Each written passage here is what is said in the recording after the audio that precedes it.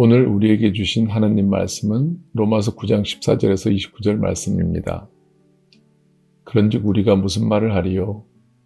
하나님께 불의가 있느냐? 그럴 수 없느니라. 모세에게 이르시되 내가 긍휼히 여길 자를 긍휼히 여기고 불쌍히 여길 자를 불쌍히 여기리라 하셨으니 그런즉 원하는 자로 말미암음도 아니요 다른 박질하는 자로 말미암음도 아니요 오직 긍휼히 여기시는 하나님으로 말미암음이니라.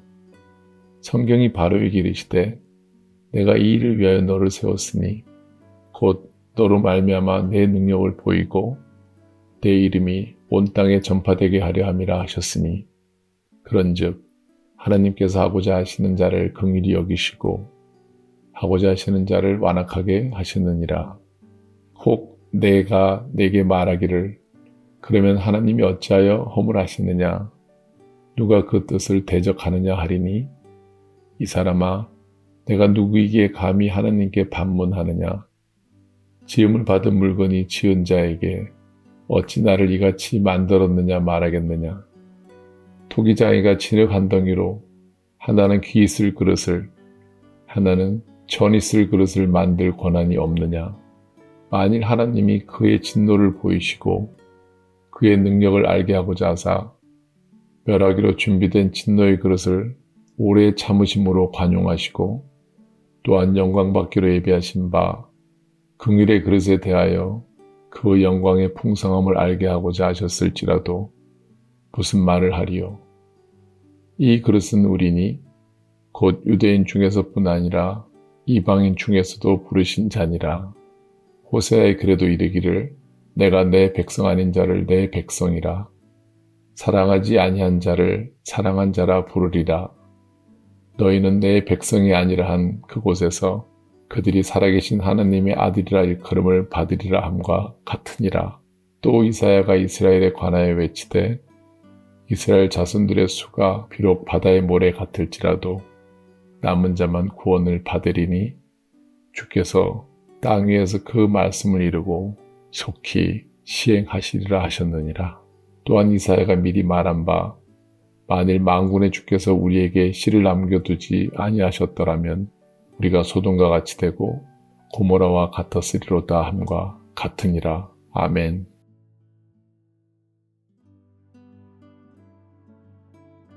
하나님께서 구원받을 자들을 미리 택하셨다는 예정론은 종교개혁자들의 중요한 고백이자 우리가 속한 장로교회의 핵심적인 신념입니다.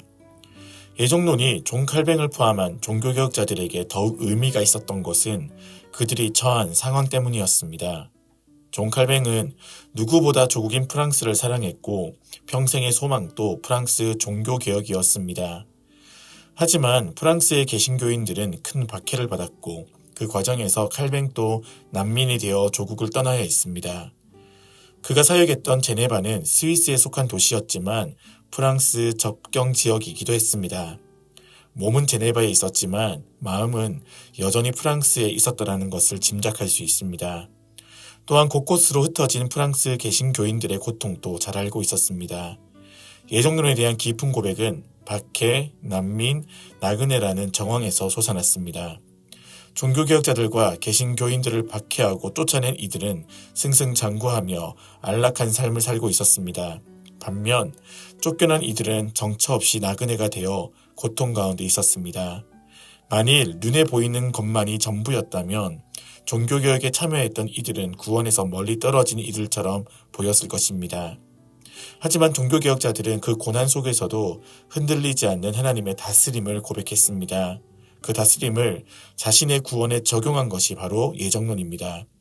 박해와 고난, 난민과 나그네라는 현실에도 우리가 받은 구원이 흔들리지 않는다라는 절절한 고백이 바로 예정론의 맥락입니다. 동일한 감정과 맥락을 로마서 9장 14절에서 29절에서도 읽을 수 있습니다. 우선 로마서 9장 14절부터 29절까지의 내용을 살펴보고 이후 로마서의 보다 넓은 맥락에서 이 본문에 담긴 의미를 성찰하겠습니다. 앞선 9장 13절에서 바울은 하나님의 다스림을 내가 야곱은 사랑하고 에서는 미워하였다라는 말로 고백했습니다.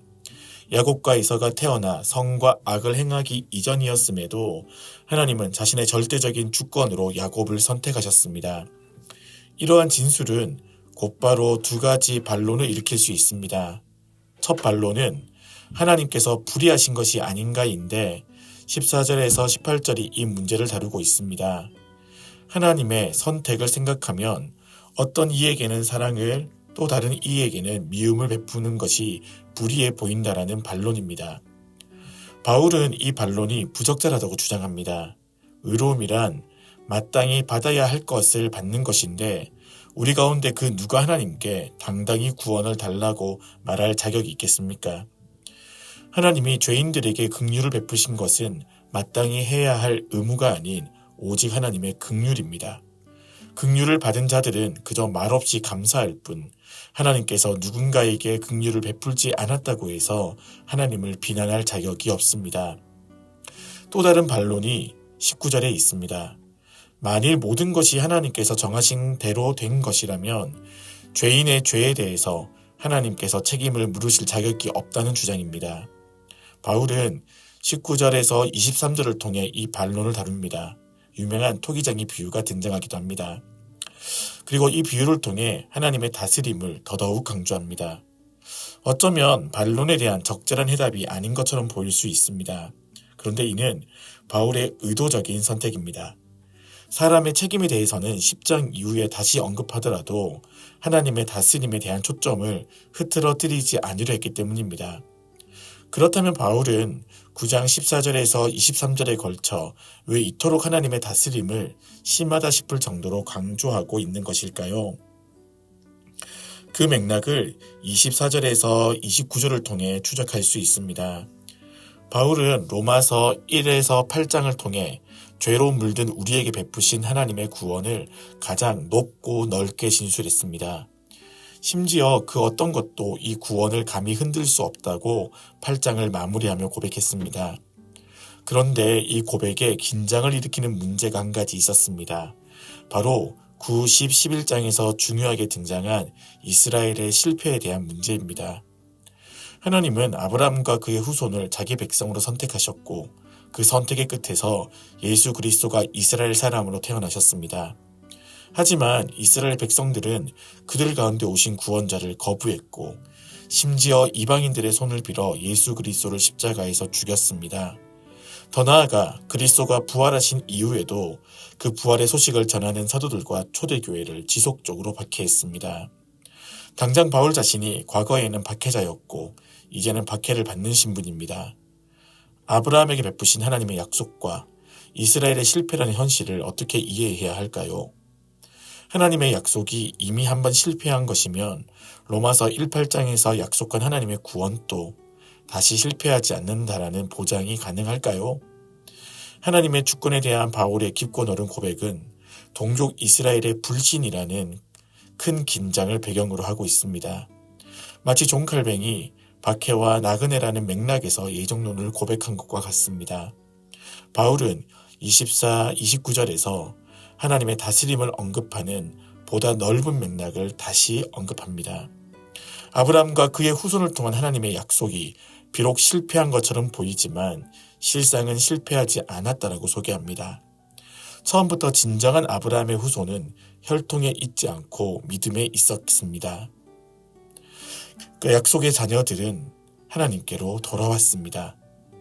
더구나 아브라함에게 약속하셨듯이 그의 후손을 통해 온 열방이 하나님께 돌아올 것인데 실제로 이방인들이 하나님의 가족에 들어오고 있었습니다.